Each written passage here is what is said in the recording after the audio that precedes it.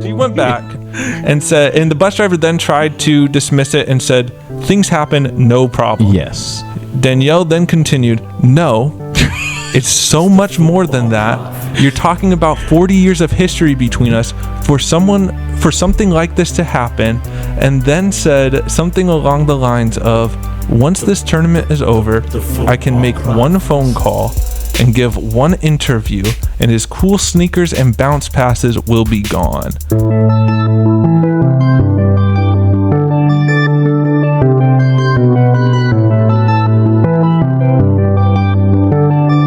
It's the Football Prophets.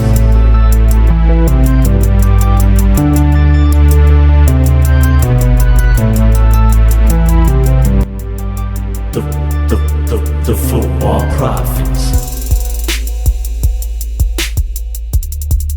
What's up, FP family? Welcome back to Football Prophets, where two friends talk all things American soccer. I'm your host, Michelle, as always, and I'm here with my good friend, Coach David. How you doing today, bro?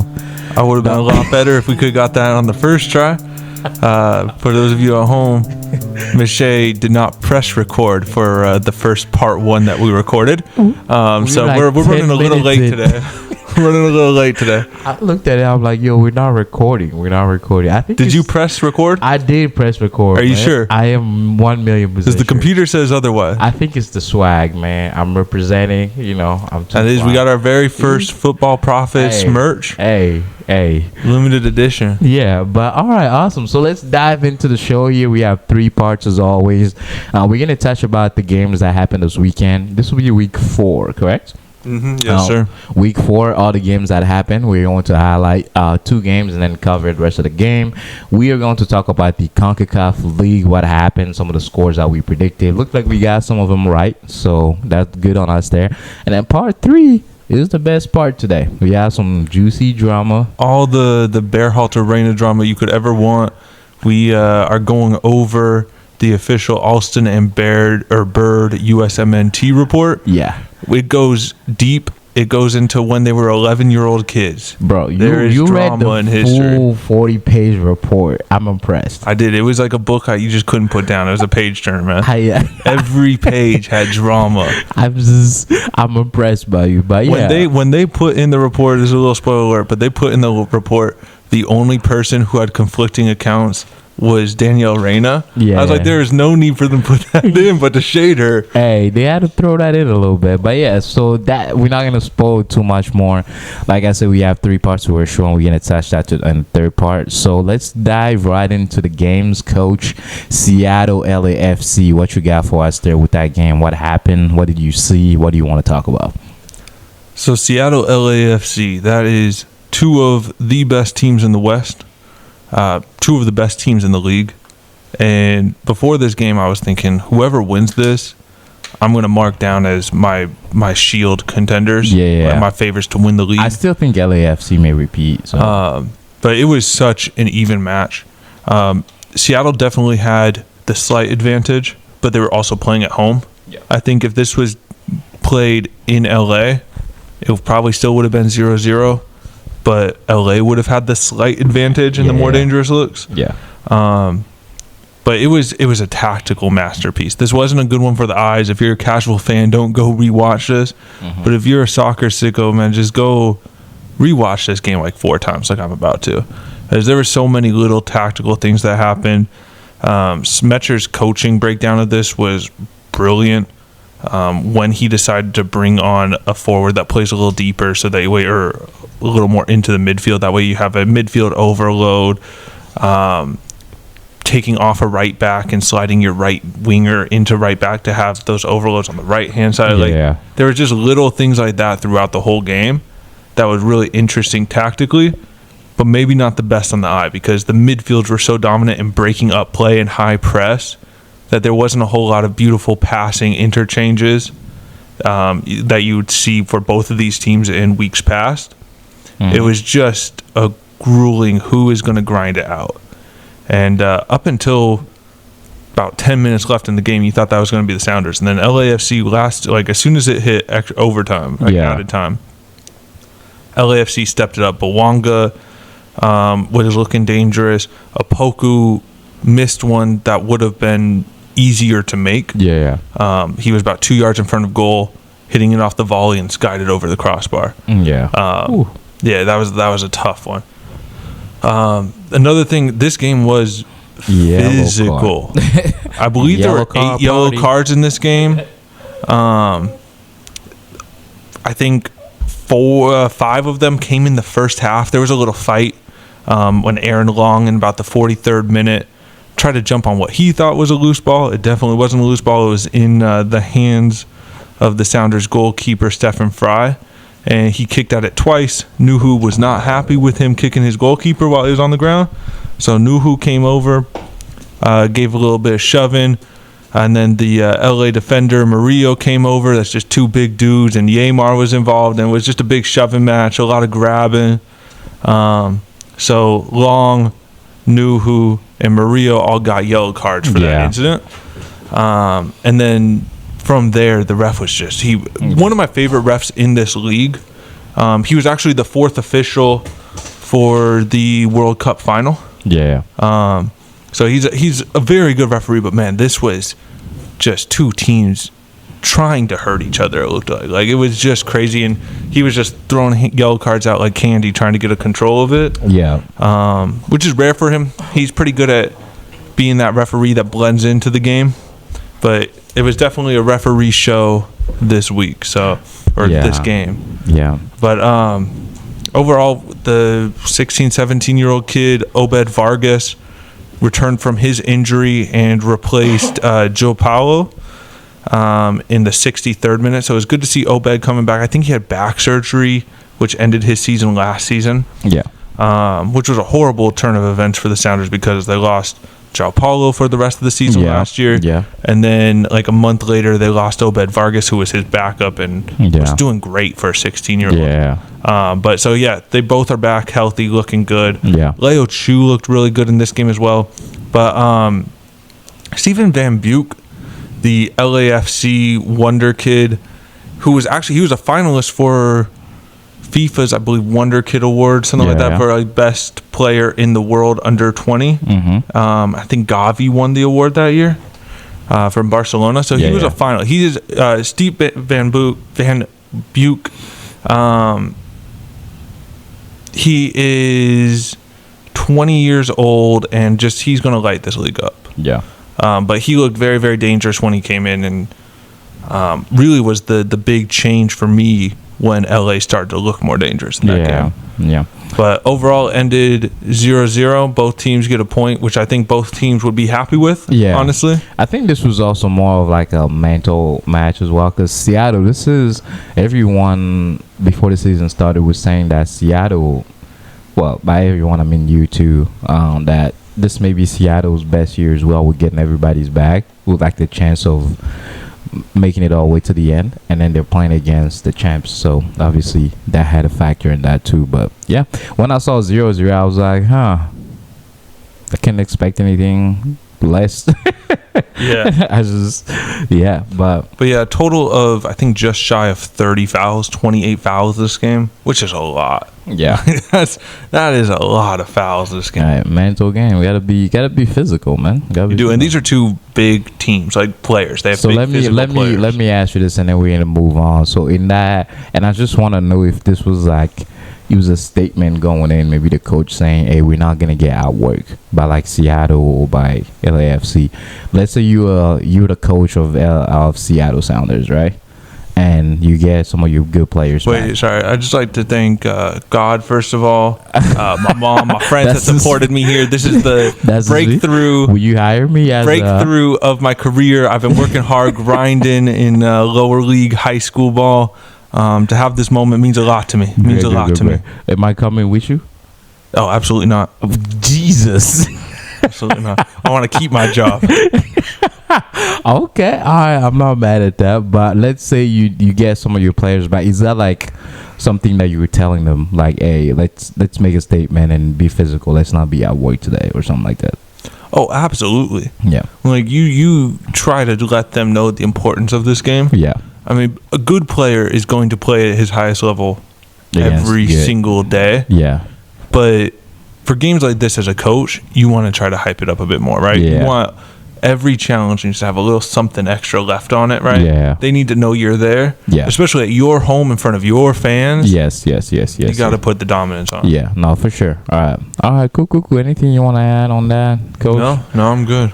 All right, cool. So we are going to move on to the Orlando and Charlotte game. That's the game I am going to cover. It was a pretty good game, actually. It was a really, really good game. So for about the first 10 minutes, game was pretty evened out.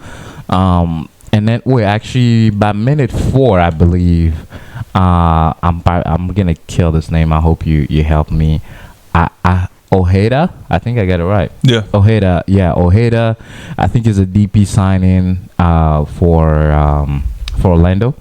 Got his first goal and then wasn't a goal. Was offside. Ball was sent in. Beautiful ball sent in by McGuire, which I'm really excited about. Youngin's playing really, really good. Sends the ball in.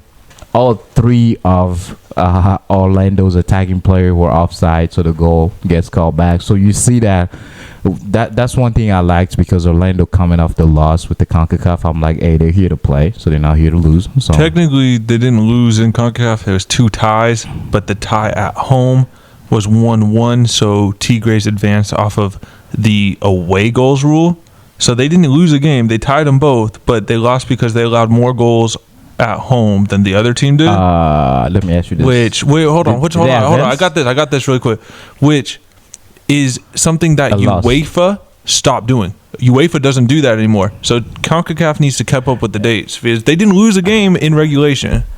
They got kicked out. They got eliminated, but they did not lose. Cool. Let me say they got. So what does eliminated imply? It means you do not move forward in the tournament. They did not win anything. That's what that means. And if you're not winning, you're losing. Technically, Tigres didn't win anything either. Well, they advanced. They advanced, but they didn't win. So they have a chance to do what?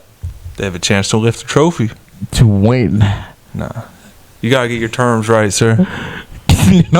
What happens when you lift the trophy? What's you play by the rules. What's your motive here? You want to say MLS teams lost? We didn't lose. We tied 2 games. I didn't say they lost. I'm just saying the rules that we are handed. That's what we're talking about. They didn't lose, bro. You gotta be. Stay professional, man. Don't be biased. Don't be biased. We are an American soccer show. So we're going to be biased? It is in our title. MLS is the greatest league of all time. 100%. 100%. Forget the Premier League. Cool. So Orlando came in 4 minutes and get a ball in the back of the net. Gets called back. Was very excited about that. Everything kept going well. McGuire looks like a man in the mission. I think he was a 6th pick in a draft. Looks really good. Second time again. The other person I liked was Holiday. Holiday played really good as the defender.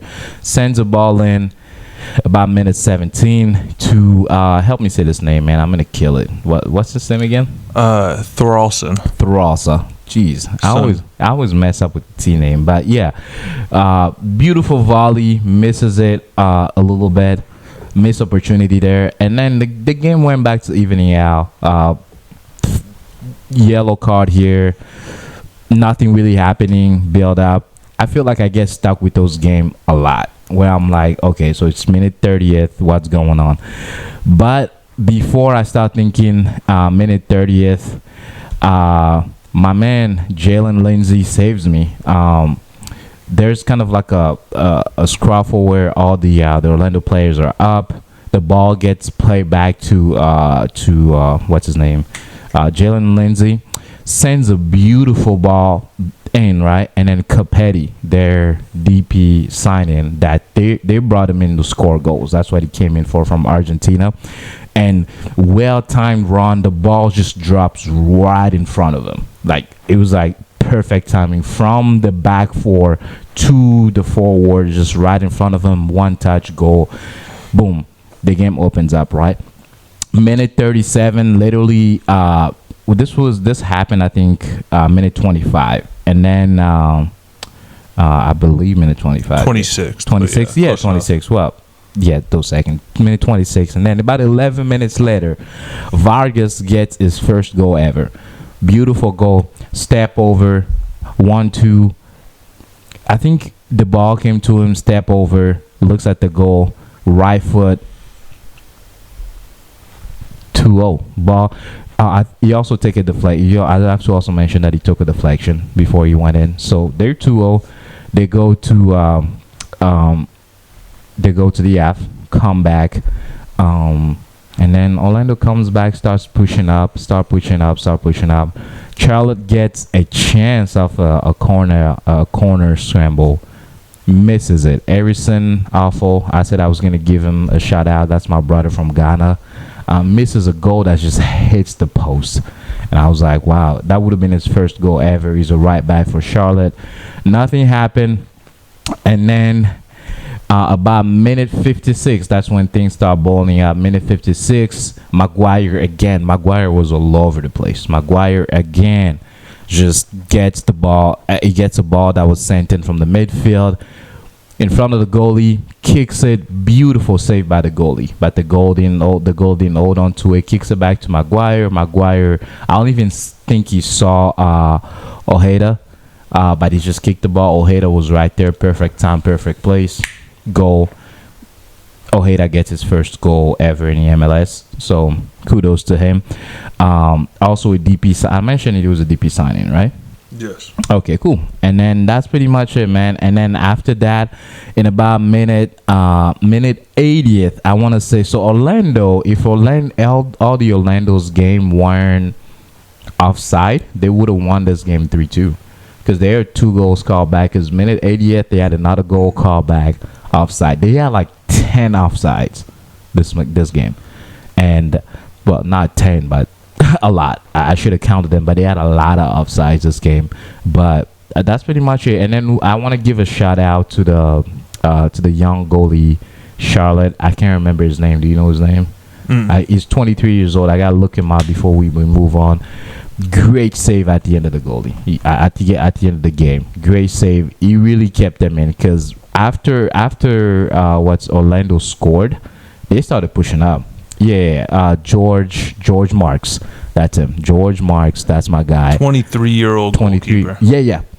You couldn't tell. And he's from North Carolina, so he's a local kid out of Raleigh. So you can tell that he was 23 years old. Poised, calm. Some of the save he made, especially like after minute 60th, that was all Orlando, and he was the only one that kept them in the game, at least to my opinion. So shout out to you, youngin. Keep doing your thing.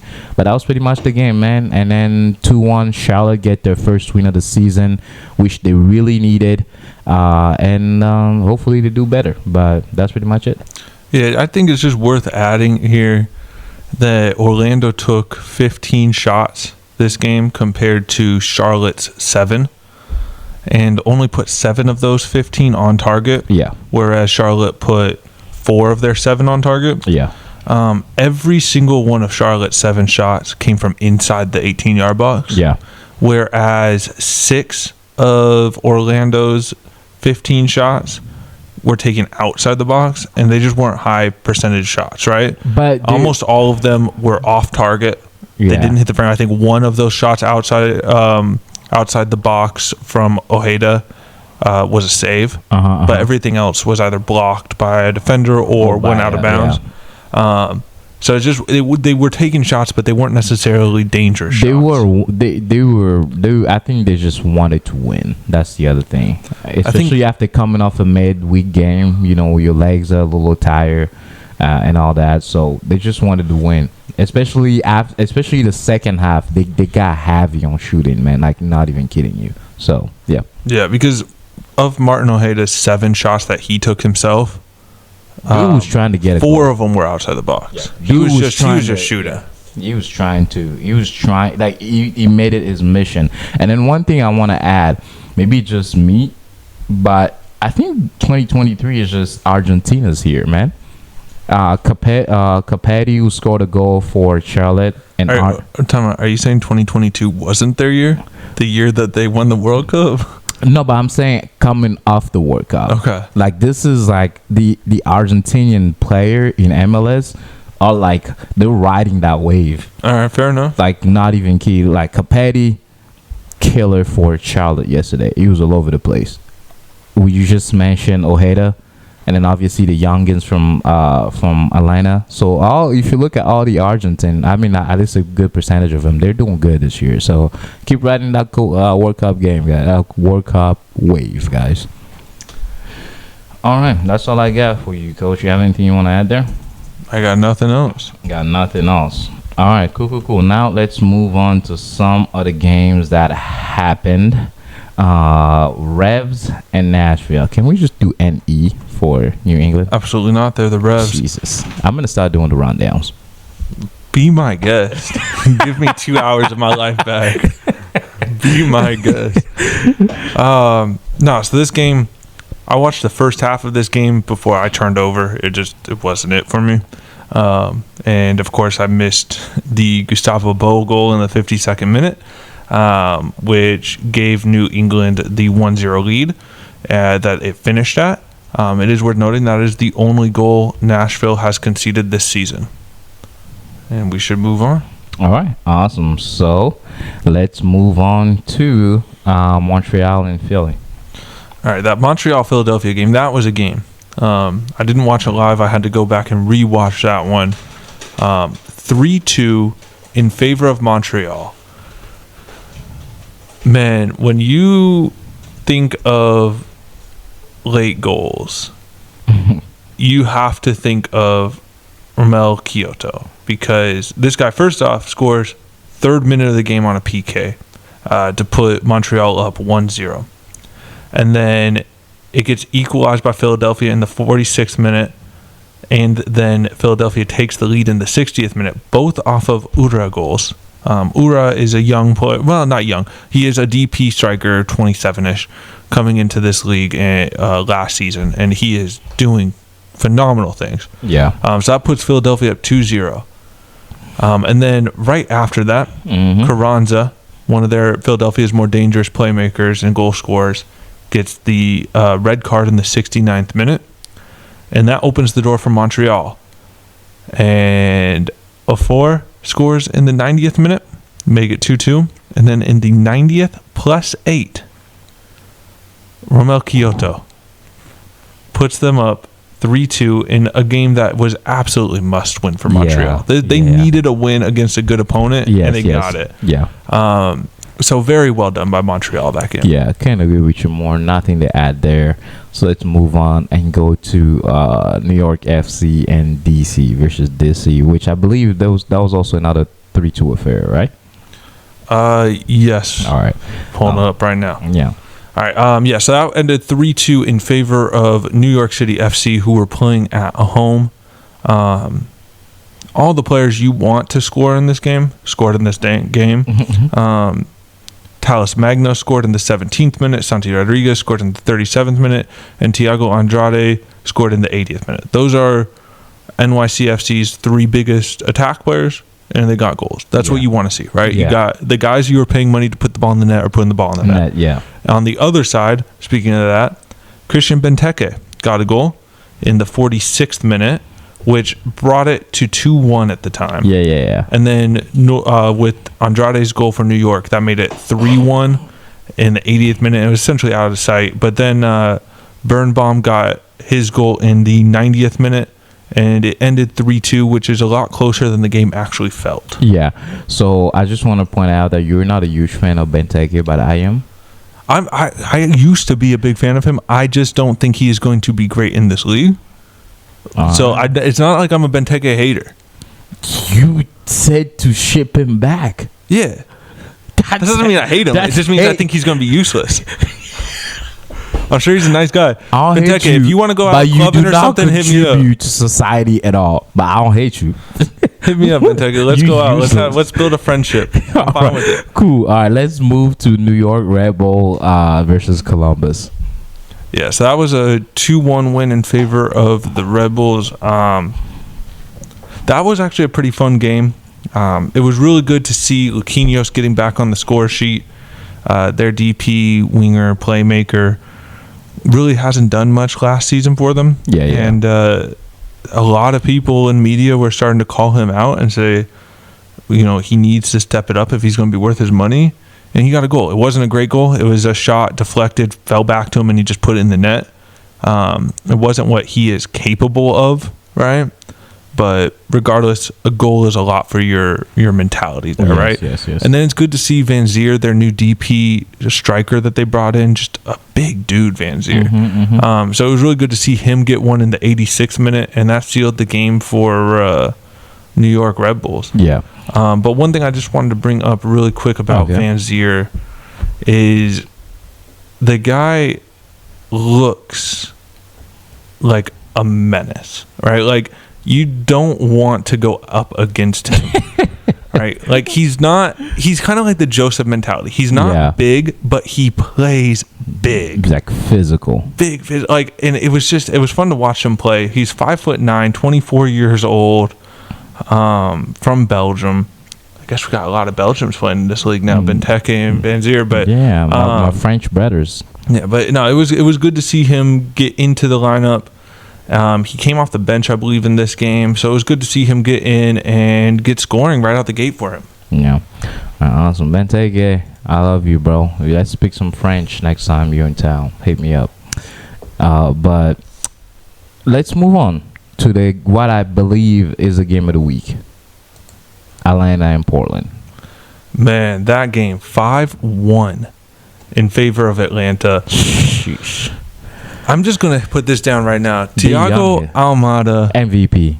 Give it to him now. I don't know if I'm going to go MVP, but goal of the season for sure. It might not even been the goal he scored today. It might have been a goal he scored 2 weeks ago. Yeah. It might be a goal he scores 10 weeks from now. He will have the goal of the week. Yes. His free kick in like the 49th, 50th minute, when was that? 45th plus 5 minutes. He scores a free kick from what has to be 35, 40 yards out. Just curls it. Top bins. It couldn't have been more postage stamp. Top right corner. Hits the post. Dinks in. Keeper spread out. Does everything he can. But it was one of those goals that his teammates didn't even celebrate at first, man. They were just stunned. Bro. No one thought that was going to go. I would have screamed if I was on that field. I might have passed out from his beauty. Like, it might have just blinded me. Like, that was one of the most beautiful goals I've ever seen in my life. And the other thing I want to point out, who was the goalkeeper again? What's his name for Portland? Let me pull that up really quick. Yeah, because I lost their goalkeeper a couple I want to years ago. talk to him. Ivasic. Okay, Ivasic. I'm looking at the camera right now, bro. There was nothing you could have done. There is absolutely nothing you could have done. You are okay. No, he could have packed his stuff up and gone to Slovenia back home. That's what I would have done. He doesn't need to be anywhere near a stadium without Thiago Almada. So you and I were talking because they had a goal in like minute 2, and then when we watched the highlight again, I was like, yo, what if that was like their actual first goal that didn't get called back and they lost 5-1? Yeah, the Eric Williamson goal. That was a screamer of a goal by Eric Williamson, but called offside, I believe, for a foul in the build-up. Yeah, but honestly, if I was they're doing push-ups right now. Like, for real. 5-1, man. 5-1. 5-1. All right. At least you didn't do it in front of your home fans, right? Like, at least you lose 5-1 on the road. Yeah, you hide the shame. But in this one, it was good to see Giacomakis, Gigi, the Greek freak that they brought in. He got I believe his first start of the season, and he got a goal. So it wasn't anything incredibly special. He did his job as a striker, but it's good to find the back of the net so early on into your campaign in MLS. Yeah, for sure. And Caleb Wiley, the 18-year-old. Oh, yeah, let's talk about him. He had a hat trick last week. He gets a goal and an assist this week. The goal he scored, by the way, was a beautiful pass from Almada, splitting 2 defenders right onto his foot, and then he just calmly with his left foot puts it into the net. I believe this is Armada's team, but Wiley's definitely a close second. Man, like, this team is just full of youngsters through and through. And ready to, like, not just any type of youngster, like youngster that can make the difference too. Yeah, like Ibarra in one of their holding midfielder roles is 21. Yeah. Miles Robinson is 26 at the center back role, which for a center back is young. Yeah. Thiago Almada is 21 as well. Yeah. And I mean, he could get sold this week. So the other this transfer thing window. is if you go to the MLS page as of today, look at what they have. Really, they're saying they're already like campaigning for his for his transfer. Yeah, it's gonna happen. So they're like, is it gonna be the biggest transfer? Like the MLS website is already. So if you're an investor, have money, go buy a piece of Atlanta right now because this kids might make you some good. All right, I'm just getting investment. They're not on the stock market. Like, how does this work? You just walk up to their front doors. You just walk up to the front doors with $5. I'd like to purchase part of this team. Like, how does that work? I'm talking to the 1%. I don't know how to buy teams. I gotta look into that. But yeah. So let's move on. Nothing else to add on this.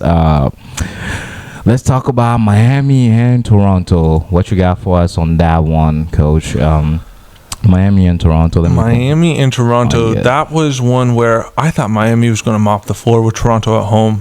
Toronto, another team. They need a win. Yeah, especially with how the season's been going for them. Yeah. Week 4 of this season, every single game they have had the lead, and they have blown the lead every single game. So there's a good thing there that you're getting in positions, you're scoring, you're getting in the lead, but you're not closing games out. Yeah. Toronto closed the game out. They got a goal in the 48th minute, 69th minute. Yes. Bernadeschi got on the assist sheet. I think he's going to be probably one of the best players in MLS history come the end of his campaign. And they closed it out 2-0 against a good Miami squad. So well done, Toronto, on your first W of the season. All right, awesome. So before I introduce this one, I think we got to do like a little dance or something. It is You're Undefeated. I'm already spoiling it. St. Louis City. Against San Jose, which I knew this was going to happen. I predicted it. I was right. Yeah, so this was one I was right. Where great win. 3-0. You're never going to say something bad about a 3-0 win. Yes. Right? However. No. It was a great win. No, they went up against the San Jose team, which is great. But do you remember what happened in the last San Jose game? Didn't they win by an added time? At the very end of a game, a very certain player got a red card. Jamiro Montero, who is probably their best attacking talent. They did not get it appealed, so he was not playing. I forgot that. And he links the midfield and forward play. I forgot. Without him, they're a very nice sports car without a transmission, right? And they're not even with him. They're not going to be a high-level playoff team this season. I don't think. They might make the playoffs, which would be a massive step for them. They definitely have a ceiling. But so you're playing against an okay team that doesn't have probably their most important player. Bro, you've been down playing. Who will St. Louis beat for you to be like, oh yeah, great job, and just move on? It's not even. Do you want them to beat Seattle? If they tie Seattle, I will say tie or beat Seattle in Seattle, because this is again history that Seattle can make. This is at home. I'm not, but yeah, Seattle wasn't incredible their first season. They got in the playoffs, sure, but like, and you don't think they're the new Seattle? No, I don't, and I don't think they're going. I still don't think they're going to make the playoffs. You don't think 4-0? I think they're going to be the only team ever to go 4-0 in the beginning of the season and not make the playoffs. What you want to put on that? I really want to do something because I feel like you have so much hate for that. I've changed my ways about them. I'll tell you what, but you haven't. I'll tell you what. If they make the playoffs, yeah, I will buy us both tickets to their first playoff game. Deal. Let's go. I want a shirt too. No. I want a jersey. Absolutely not. I get nothing from this bet. Okay, so if they lose, if they don't make the playoff, okay, I'll buy us. What game do you want to see? Do you want to see Seattle? Let's go to a Nashville game. Nashville game? Yeah, I'll buy us tickets for the Nashville game. And now that I threw the ticket in, I think we should put the jersey in too. Nah, I'm good. You just know you're gonna lose. That's a problem. I just have no need for a Nashville jersey. I'll get you a Seattle one. Moving on. All right, let's go to. Why do we even talk about Chicago? We didn't actually. First off, we didn't even say the score. Like really, Giacchini, who I like, young American, scored in the 34th minute. Klaus, the big Brazilian striker, 45th minute plus added time, and then Ostrak in the 68th minute, 3-0. Well done, St. Louis. All right, now we can move on. All right, let's talk about Chicago. I don't even know why we still talk about Chicago, man. They're still in the league. 3-3 against Cincinnati. Cincinnati's a good team this year. Cincinnati is I have never agreed with that. I said Cincinnati is a streaky team. If Cincinnati loses 5-0, I'll be like, oh, Cincinnati lost. If they win 5-0, I'll be like, oh, they won. Like, they wouldn't surprise me either way, honestly. All right, so I want to play a little game here. I'm going to turn my screen over to you. Let me pull up here. It's going to be the name game with Miché. Wow. I want to see if Miché can pronounce this last name. Oh, we. Can you even pronounce? Can you pronounce the first name? Let me try. Casper. Well done, Casper. All right. Well done. They put a C instead of an S. I got them over there.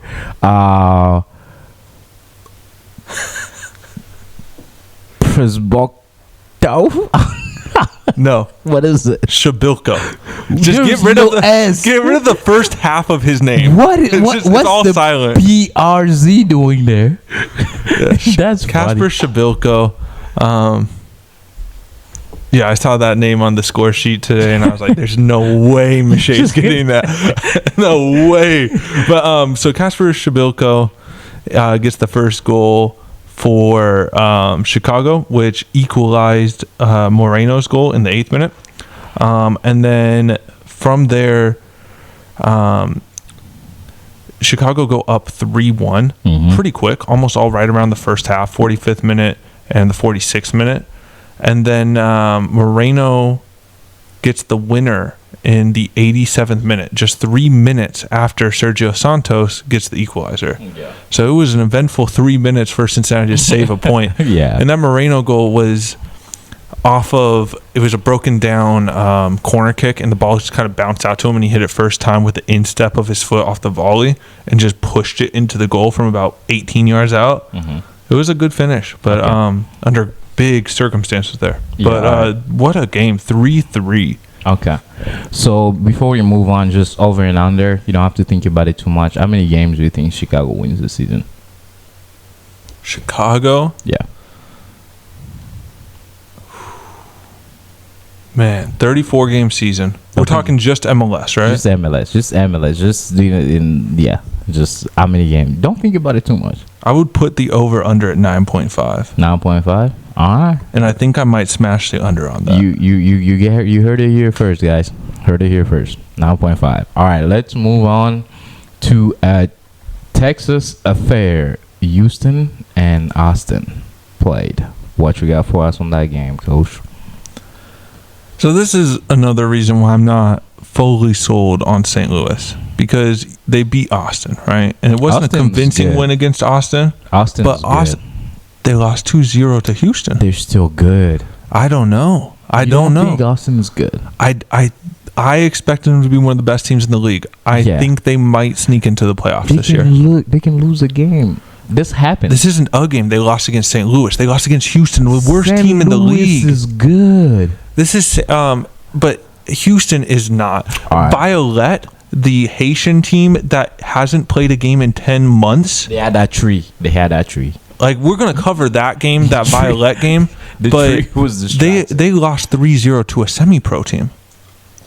They had that tree. Like, yeah, that tree. I just don't see it for Austin right now. Like, something's got to change here. I'll blame it on the tree. Houston, let's not overlook this, because it is big for Houston to get a goal there. Yeah. Bassett in the 71st minute off of a penalty kick, and then Hector Herrera, Ache gets on the score sheet in the 86th minute. This is big. You want Ache to perform. He didn't look good last season, and he's starting to look better, Yeah. but he still plays a bit slow for my liking. Yeah.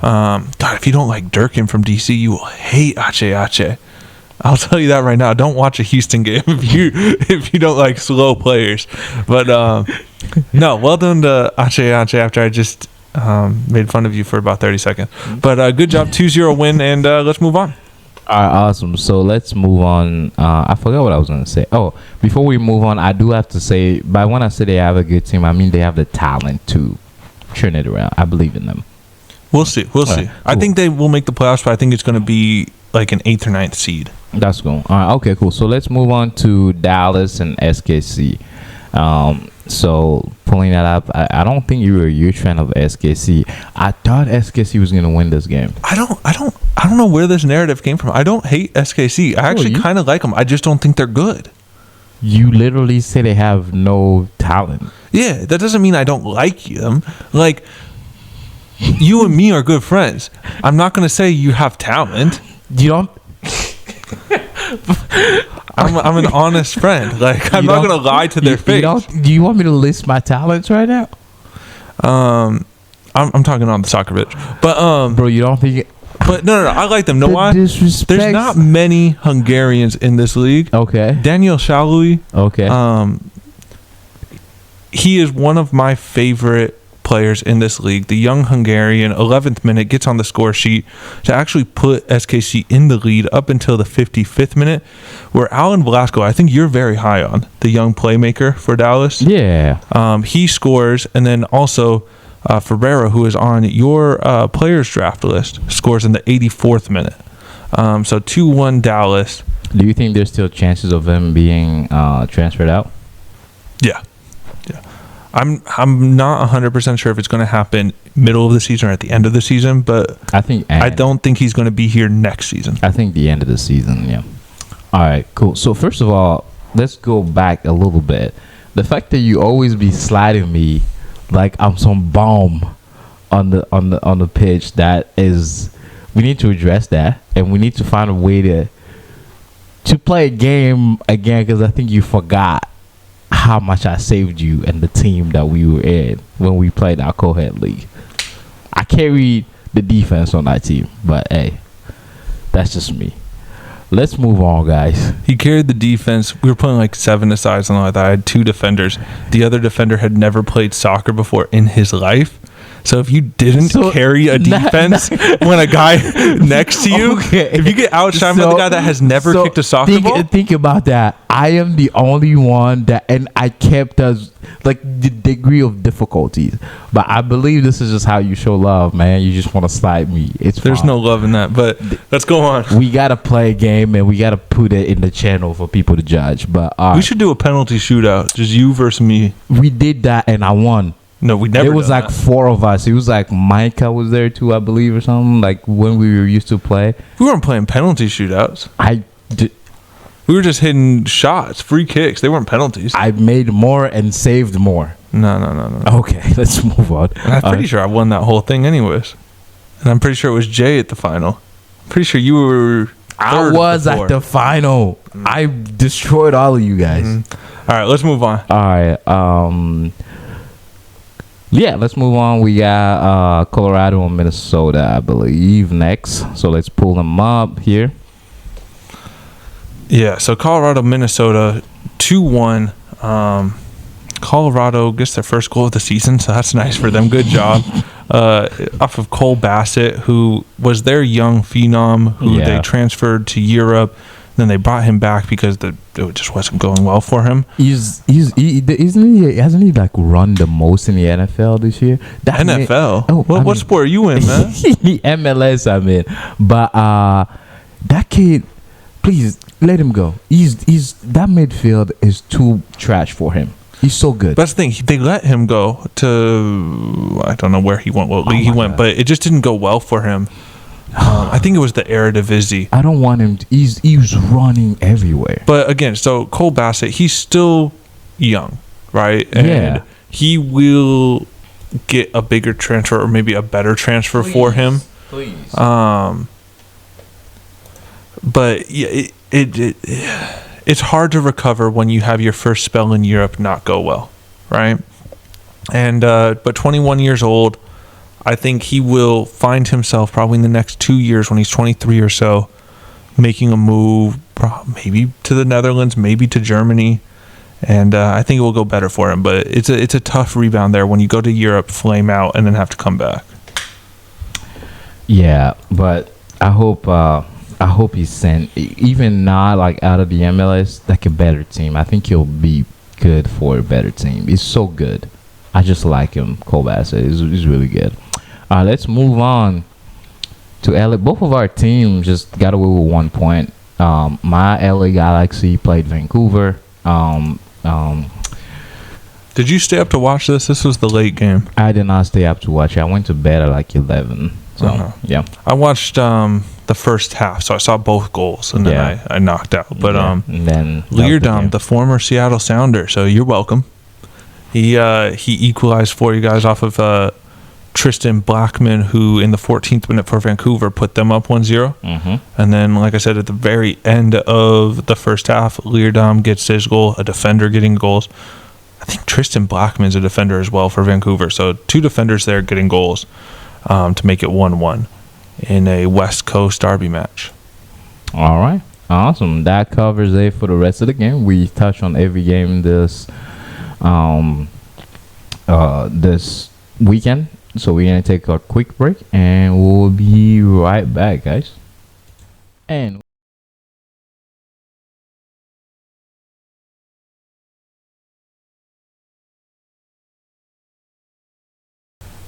we are back for a second part where we're going to be touching on the Concacaf Champions League recap for some of the games that happened last week. Today is Sunday. Is Sunday the first day of the week or is Monday? Yes, Sunday is the first day of the week. All right. So last week. You know why they call them weekends? Because they end the week. So Sunday is part of the weekend. Do you know what a bookend is? I don't know if that's an English word that you've ever had to know, but wow, you just I'm being honest. Today, Mache disrespected day no, I'm saying something? For English second language speakers, there's certain words that you will never have to know. Actually, English is my third language. Thank you even better. Yeah. But so a bookend is essentially either side of the book, right? Like the covers on either side. So it's a bookend, right? So a weekend it's the days on either end of the week. So the beginning and the end of the week. It's not the 2 days at the end of the week. It's the day at the beginning of the week and the day at the end of the week. It's the day that ends the week. It's pretty self-explanatory. No, okay. All right, let's move on. Let's agree to disagree. This is let's go to the Concacaf. So Philly versus Alianza. And Philly looks like they win. So what you got for us there? Yeah, so Philly advanced. I believe it was 4-0. I actually don't want to spend too much time on the CONCACAF Champions League. So I'm going to go through this a little bit differently. Quickly off, though, the teams that advanced for MLS are Philadelphia, Vancouver, and LAFC. Austin and Orlando did not advance. Orlando, like we talked about earlier, 2 ties against Tigres, but on the away goals rule are eliminated. And Austin won the second game at home 2-0 against Violette, but lost the first game 3-0. This is a Violette team that I want to cover here for a second. Yes. There's a lot of unrest at the moment in Haiti and has been, for a very long time. They're going through some tough stuff right now. Yeah. And with the Violets, they haven't actually played a domestic home league game or a league game in over 10 months. Yeah. So this is a team that hasn't played for 10 months. Largely semi-pro, meaning not all the players are paid. Unable to play the first game in Haiti. Yeah. They had to play it in the DR because, for safety reasons. Yeah, that's why I was referring to that tree. And then on the way back, they had visa issues. Six of some players didn't, half of their starters from the first game couldn't even travel. They only had 14 players on the roster for the second game. You were allowed 5 substitutes. 14 players is 3 substitutes. They couldn't have even made the total amount of substitutes that they're allowed, right? Yeah. Everything against them, and they held on to 2-0 against Austin, who is a team everyone expects to be good, right? So absolutely well done for Violette. Not only are they going through that adversity, they're also going through the adversity of history here. Yeah. They are the only team in CONCACAF Champions League history for a Haitian team to move out of the first stage. Yes. Okay. That's something that no one can take away from them. And Yeah. they did in the hardest of times too, Yeah. right? In the hardest of conditions. Yeah. So one thing I do want to point out though, because I am from a third world country like Haiti, and my Asian brother, I'm strong with you guys, but do like football as we call it where I'm from, and I'm sure that's why we have the name Football Prophets. Dude, those third world, don't underestimate them. No, absolutely not. It's life. It's passion. Even the people who are like on the bench, they are better than your actual some people that you watch in the game. They just never make it out. Like I know a lot of people that I grew up with where I'm like, yo, if they ever just see this dude, like Cuba's the same way. yeah, if they just Like, there's ever, so many if countries there's like ever that. like a camera just flying through and sees this person. So, and these are people playing without being paid. So imagine that they pull all their hearts out. So kudos to you guys, and hopefully, now I want them to win. Hey, they're going to be everyone's second team, right? Like if your team is not currently in this tournament, you Yeah. are a Violette fan. Yeah, I am now. Yeah, But yeah, so then I want to look at the picture going forward for these MLS teams and their road to the final here. So with that, there is no MLS team on the left side of the bracket. Yeah. Right. So all MLS teams are on the right side. So LAFC will play Vancouver on April 11th. And on April 4th, Philadelphia will play, I believe it's Atlas. And the winner of that advances to the semifinals. So we're guaranteed at least one MLS team in the semifinals. Yeah. Potentially two if Philadelphia does their job. I think they're the favorites in Yeah, this game. Philly, yeah. So there's a very good chance that an MLS team will be back in the finals again. Yes. And it will be against probably a Tigres or a Leon. Two very good Liga MX teams. Yeah. I don't think the Honduras Motagua or as much as we want Violette, I just don't see them making it to the final. Okay. So it's probably going to be one of the two Liga MX teams against either LAFC or Philadelphia would be my guess. But that is your road to Champions League final. Yeah. I want them to win, man, because imagine what I would do for the country if Violet wins. That would be dope. It would be amazing. Be dope, man. The odds of it are low, but you never know. Yeah. Miracles happen. I love underdog stories, man. Who doesn't, though, honestly? Like, that's the best part of sport, right? Yeah. All right, cool. So Rio, Espana, and Vancouver. That's the next one, right? No, Rio, Espana, Vancouver already happened. It's going to be Vancouver versus, I think, is Atlas. Oh, wait. Did you cover all the games already? I went over who advanced. Oh, okay. We want to move on past this as fast as possible, or at least I do, because we're going to have a very long part 3 here. All right, cool. So let's grab the water or a quick break, and we'll be back for part 3. Sounds good. All right.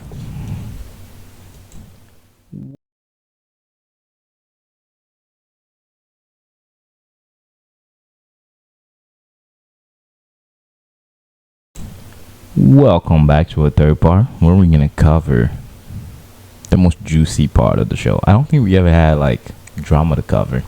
No, we haven't. Nothing like this. All right. Well, the floor is yours, and then we're going to kind of share our opinion. Go ahead and do the summary of the 40-page report that you read, and then we'll go through it. We're going to do this as legally as possible. Because I'd hate to get sued 6 weeks into To our show. our show. Just destroys us. So almost everybody listening should know that there was some drama between the Berhalters and the Reinas, who are two of America's most famous soccer families. Greg Berhalter, the coach, or the former coach of the U.S. men's national team, and Claudio Reyna, who is a former superstar national team player. Yeah. And he's been in some sort of technical director role for various different MLS teams as well. And his son played in the most recent World Cup under Berhalter. Yeah. So I think before we get deep into this, it's important we go over the family histories there, right? So Greg Berhalter and Claudio Reyna, they met around 1984 when they were both 11 or 12 years old, right? They both played for the same soccer team under Claudio's dad, right? So Claudio's dad was the coach. They became best friends when they were kids, right? The quote here is, became best friends growing up. The two boys would later go on and they would play together for the U.S. men's national team in 2 different World Cups, the 2002 and 2006 World Cup. Yeah. Amazing that these 2 11-year-olds end up being teammates on the same national team and playing in World Cups, right? Yeah. Unbelievable. Yeah. What are the chances?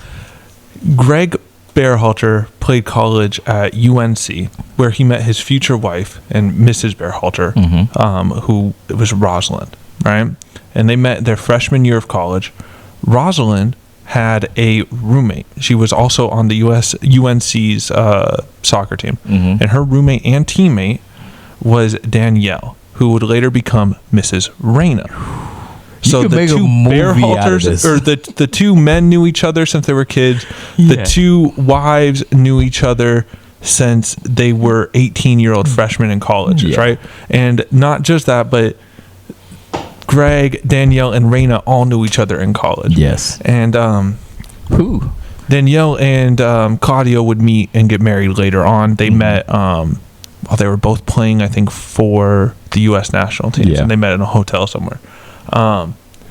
So the 2 families were extremely close for the next 30 years, right? So close that, like, the Berhalters were in the Reyna's wedding ceremony. Yeah. Right? Like, they were both in each other's wedding? I don't think they were both. Okay. But they like that's close, right? Yeah. So that's their history. Very close family, knew each other since they were kids, right? Yeah, yeah. All parties involved, right? Not even it was just the husbands that knew each other, just the wives. Everyone knew each other since they were dad kids. Coached them, right? Yeah. Like, it's a family affair. So now, more context here. Greg Berhalter, like I said, him and Rosalind met their freshman year at UNC. About 4 months after they started dating, they were at a nightclub in Chapel Hill called Players, right? In the nightclub, Greg and Rosalind get into an argument because Greg saw Rosalind dancing with a football player. He got jealous. They were arguing. They took their argument outside, just the 2 of them, across the street from the bar. And Rosalind ended up hitting Greg Berhalter. Yeah. Greg did something that no one should do. He shoved her to the ground and kicked her twice while she was on the ground. After he kicked her twice, another just random person on the street runs up, tackles him, breaks it up. Yeah. When that happens, Rosalind gets up, goes into the club, gets her best friend Danielle, and says, hey, let's go home. So they go home, and then when they get back to their dorm room, Rosalind tells Danielle what happened. Yes. Right? So it's important to know there was no police report, no arrest, no medical attention received by Rosalind. Both Rosalind and Greg went to their practices the next day, where they both reported to their own respective coaches what happened, right? Yeah. Rosalind told her coach what happened. Greg told his coach what happened. Yeah. Then with that, Greg decided on his own, this isn't right. I'm going to do something about this. He checked himself into therapy. So he's getting counseling. And then he also volunteers to do community service. Yeah. Where he volunteers at a women's shelter. That's good. That's big on him for 18 years old. First of all, you got popcorn? This is getting good. Yeah, right? Drama here. Yeah. So Greg clearly did something horrible, right? And after that, he then wrote her an apology letter, because this is back in the day, right? What an 18-year-old This is in the 90s. guy. So he wrote her an apology letter because he went to go apologize to her in person at their dorm, and Danielle Reyna would not let him in to see his then girlfriend As a good friend would do. Yeah. So he writes her a letter and makes her a mixtape. I don't know what songs you put on the "Sorry I Beat the Crap Out of You" mixtape. I don't know what mixtape that is. I would love to see that mixtape. I'm sure there's some bangers on it. They didn't enter in evidence. That would have made this even juicier. Yeah. So if anyone can get their hands on the mixtape, please send that to us. But we need that, please. So they break up for about 7 months. Yeah. And for the rest of the school year, they break up. And then beginning of the next school year, going into their sophomore year, Rosalind hits up Greg, and they start dating again. And they've been together ever since, married with kids, right? So that happened in 1992. Mm-hmm. All right, let's fast forward Yes. to 2022. There is a World Cup.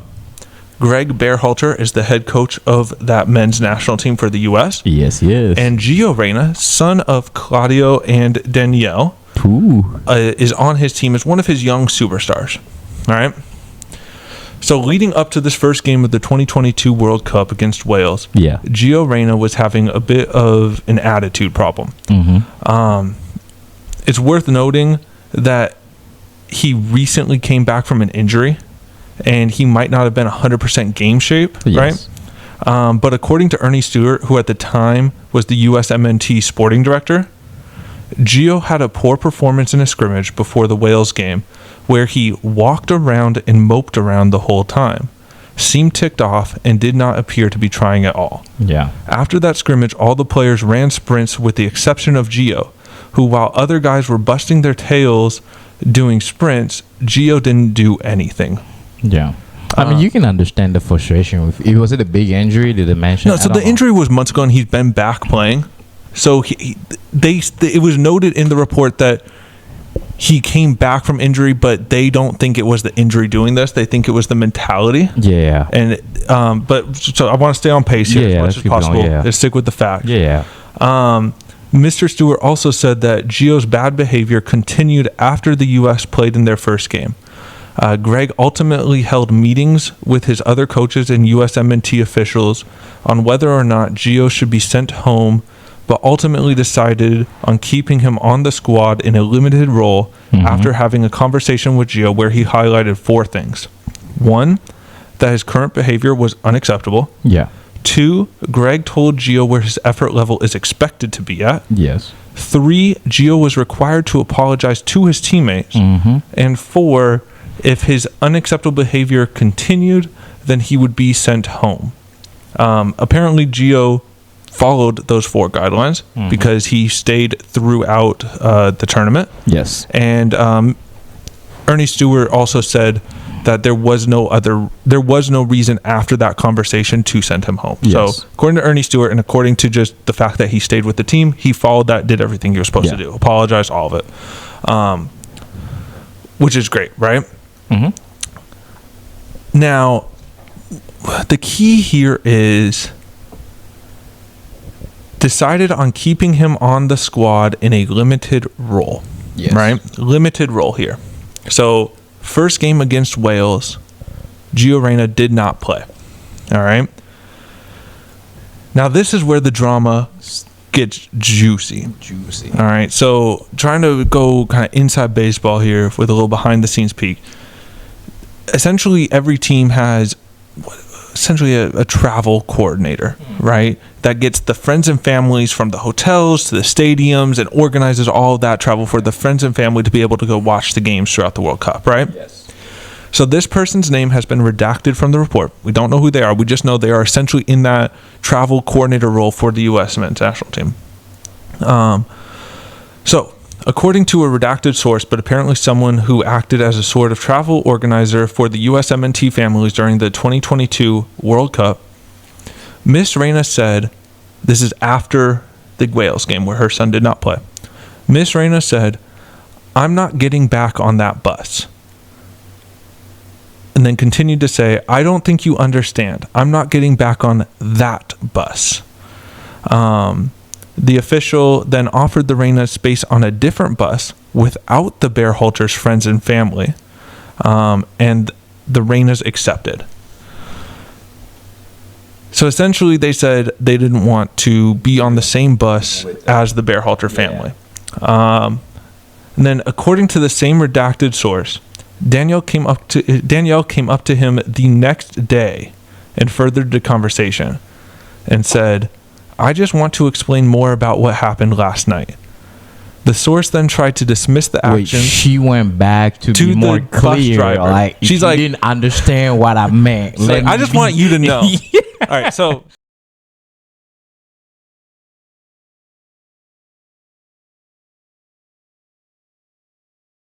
she went back and said, and the bus driver then tried to dismiss it and said, Things happen, no problem. Yes. Danielle then continued, no, it's so much more than that. You're talking about 40 years of history between us for something like this to happen, and then said something along the lines of, once this tournament is over, I can make one phone call and give one interview, and his cool sneakers and bounce passes will be gone. Why you got to tell the bus driver this? Why is it that serious? This is bad. He's just trying to work. So, Yeah. in addition to those comments to the travel official, I'm sorry. I'm still caught on the part that she wakes up that next morning. She like, let me make myself clear. and it was at either, I can't remember now, the report specifies, it was either at like the friends and family breakfast or lunch. Yeah. So it was like literally she was down eating, enjoying her eggs, and it's like, let me go make sure that this dude knows what how I'm heated talking I am. He has no pull in the organization of U.S. men's soccer. He can't make a phone call. There's no reason. All right.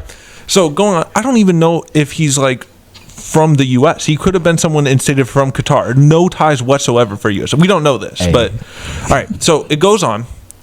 So in addition to that, Mr. Stewart and Mr. McBride, Mr. Stewart we already talked about was in his role in the U.S. Yes. Mr. McBride, he was the general manager of the USMNT at the time. So you got the sporting director and general manager, right? They both received separate text messages from Claudio, Danielle's husband, the dad, that said, "What a complete and utter effing joke. Our family is disgusted, in case you are wondering, disgusted at how a coach is allowed to never be challenged and do whatever he wants." And then his next text message, which I believe was to McBride, was, "Our entire family is disgusted, angry, and done with you guys. Don't expect nice comments from anyone in our family about U.S. soccer. I'm being transparent to you, not like the political clown show of the Federation." Well. Drama. Right? So that ends. Boom. Done. World Cup over.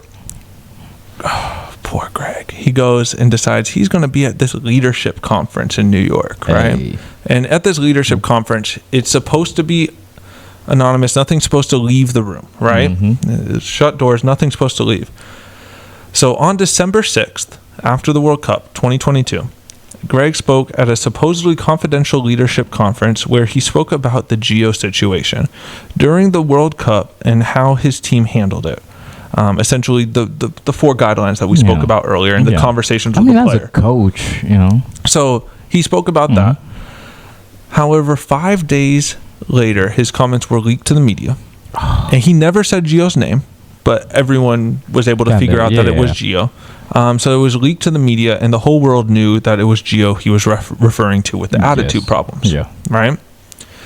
So that same night, the day that it leaked, on December 11th, Mr. Stewart, Ernie Stewart, he spoke with the Reynas on phone for about an hour, right? And they were obviously upset, right? Yeah. Their son has just been put into the public eye for bad attitude. Yes. At the end of that hour-long phone call, the Reynas alleged that Mr. Berhalter had physically assaulted his then-girlfriend and now wife, Rosalind Santana Berhalter, in the 1990s. Yes. So they just said, you know what? No. I'm going to tell you about this assault that happened 30 years ago. Danielle's quote at the time was, and I quote, "Greg beat the living S out of her," being Mrs. Berhalter, "in a back alleyway." Now, it is important to note that during the course of the investigation, the investigators found that the only person who had conflicting reports against themselves, right? So not against other people's evidence, but went back on their word and said other things that didn't go in what they said the first time, was Danielle Reyna. So it is pointed out that it was not in a back alleyway, and she was not there. All right, so that is something to know. All she knows is what she was told, right? Because in the report that you wrote, her friend came in to get her. Yeah, she was still in the club. Yeah. So then the day after that, right, Gio posted something on, I believe it was his Instagram, about the whole situation. I took little bursts up, like splits of it, and put it in. Yeah. So it's not the whole quote, but again, we will have the whole report online for you guys, so you can see his whole quote, or you can probably just Google it.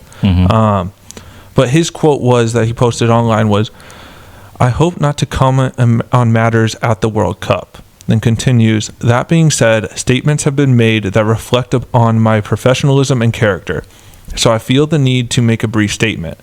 And goes on to say, "I am someone who plays with pride and passion. Soccer is my life, and I believe in my abilities. I fully expected and desperately wanted to contribute to the play of a talented group as we tried to make a statement at the World Cup. Yeah. I am also a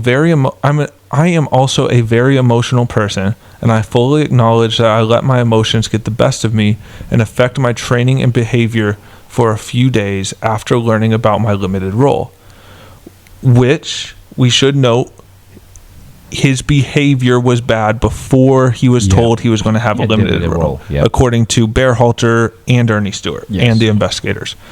I apologize to my teammates and coach for this, which was a requirement for him to stay on the team. It wasn't out of his own decision. He was told, go home or apologize. And I was told I was forgiven. Thereafter, I shook off my disappointment and gave everything I had on and off the field. And then goes on to finish, "I love representing my country, and I am focused now only on improving and growing as a soccer player and a person." It was a good professional quote statement, to PR damage limitations, right? Yeah. So then, on January 4th, Danielle, his mom, issued a public statement and said, "I thought it was especially unfair that Gio, who had apologized for acting immaturely about his playing time, was still being dragged through the mud when Greg had asked for and received forgiveness for doing something so much worse at the same age." So I just want to stop here. Greg's actions when he was 18 were worse than Gio's actions. Right? Now she pinned them against each other, Can you say he asked for and received forgiveness when you bring it up 30 years later through the media? Did you forgive him if you're bringing it up in the media? Is that forgiveness? I don't think he received it. I think there's more maybe that we don't know that she felt inside or something with everything. And all I'm saying is if Gio decided to make Greg a mixtape for his actions at the World Cup, maybe this never would have happened. This with never the letter. Mixtapes help. And a letter. And a handwritten letter. Yes. Or typewriter. I don't know. Maybe they used a typewriter in the 90s. I'm assuming it was handwritten. I'm just saying whatever works. Get me a letter. All right. So all of that is what prompted the investigation, right? So Greg knew that Danielle was going to go out and say, and has been talking to Ernie Stewart, and was going to bring up the assault. So Greg then essentially got in front of it with him and his wife. They made a statement about it, told the world exactly what happened so that there could be no blackmail, right? Someone couldn't hold it over them because they already released it, right? So they told the world what happened, apologized for his actions, and explain things, right? Yes. But U.S. Soccer still had to do its duties and investigate everything, obviously, right? But after Berhalter made his statement of what happened, Danielle Egan went back out and made another public statement, essentially saying that what he said, it was much, much worse than that. Now, when the investigators asked her about that, that got backed up. And she essentially said that everything that she didn't see it, she was told it, there was an assault, she doesn't know who hit who first, and that was it, and that's all she did. She refused to answer any other questions. And that's like different from what she said previously. Exactly. So she completely walked back all of that statements that she made earlier. So odds are it was not much worse than the Berhalter said it was, and it should. They were probably be essentially it should be exactly what we see here in the report. So with that, that's the end of that investigation. the investigators deemed that there is no legal issue for Berhalter here. Yeah. Because there was no police report. He didn't lie on his application to U.S. Soccer because there was no reports. There was no background check. There was no criminal record. Yeah. They do not think that he is a danger to the kids that he's around and coaching and stuff, right? I mean, he did get help. Yeah. So he got help. He did all the things. He showed remorse.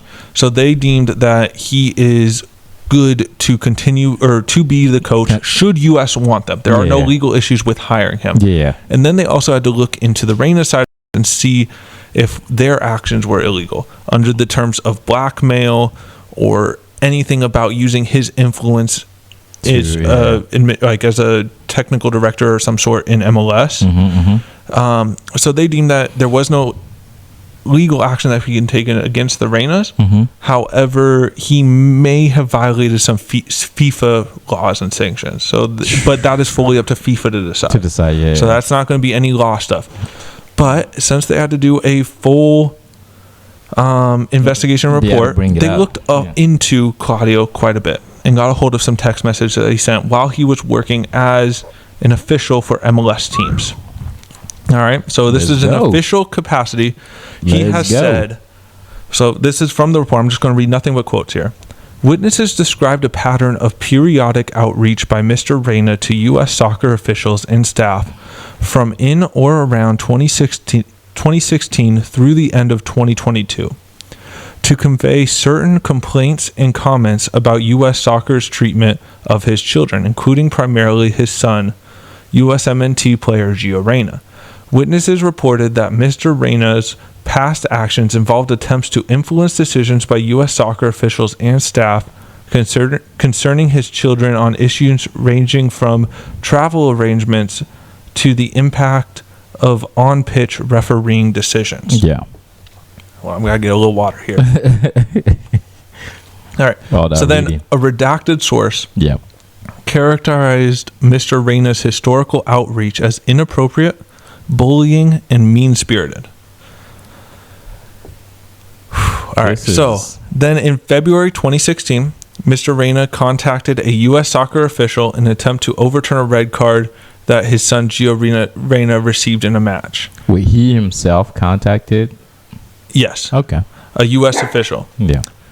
So that redacted source received the email from Mr. Reyna and then another redacted source received a different email from Mr. Reyna in or around July 2018 in which Mr. Reyna complained about a female referee in a match involving Gio Reyna. Now, before I get into his quotes here, I want it to be known. It's going to end bad, isn't it? There have been plenty of female referees, right, that have made mistakes. Just as there have been plenty of male referees that have made mistakes. We complained about the referee last week. Yes. Yeah. So to be upset at an official is okay. Yeah. And it's okay to be upset at a female official. Yeah. Let's just dive into his comments and then we can decide if that's appropriate what he said. All right, let's do it. The fact that you had to do that. Yeah. And in all honesty, can we get real and have male refs for games like this? It's embarrassing, guys. What are we trying to prove? A game like this deserves better attention. Wait, can you read that again?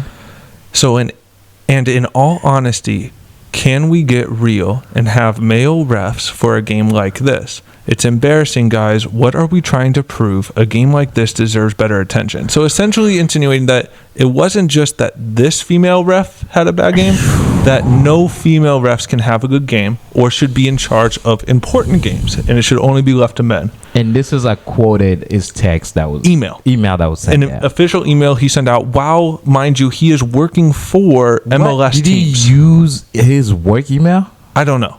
But Any no matter what email. you are working in a capacity for an MLS team. And I don't think it was about an MLS game. It was, I'm assuming, about a youth national team game or something like that. But regardless, you are a FIFA ambassador. You are abusing your role, and you are calling out all female referees.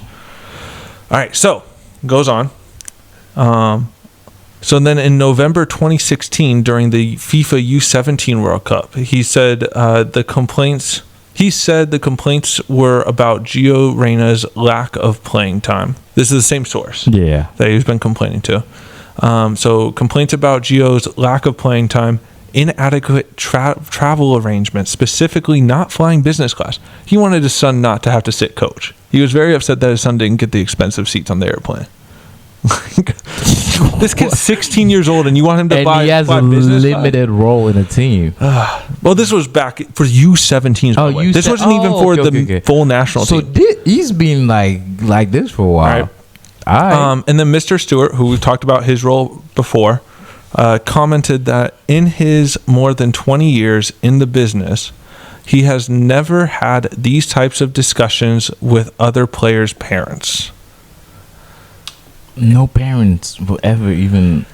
I'll just be happy that my son is in there. So it is worth noting that once this investigation started, Gio Reyna was with Austin in an official capacity, has taken a step back from there and turned to like a sporting advisor type thing, so not an official capacity anymore. Yeah.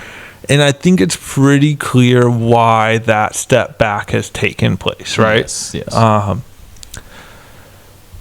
Yeah, so it's just crazy. And then other quotes from the investigators to kind of close this out here. We know nothing that would have prevented Mrs. Reyna from making her report to U.S. Soccer at any time prior to December 11th, 2022. When she made this report, she had known about the 1992 incident for more than 30 years, and Mr. Berhalter had been head coach for 4 years. So essentially they're saying, why did she say it now, right? If you wanted to speak up, speak up. 30 years ago, speak up when he first gets the job, when he's a candidate. Yeah. So clearly they are insinuating that she did this solely because of the playing time situation and or at their wedding say something. So another quote is, the complaints made by Mr. Reyna may raise a legitimate issue about whether he violated FIFA's rules and regulations, which is what we spoke about earlier. And then I also spoke about this earlier, but none of the questions posed to Mr. Berhalter during the U.S. soccer hiring process would have required him to disclose information regarding the 1992 incident. And then finally, there is no basis to conclude that employing Mr. Berhalter would create legal risk for an organization. Man, so summarize all of it.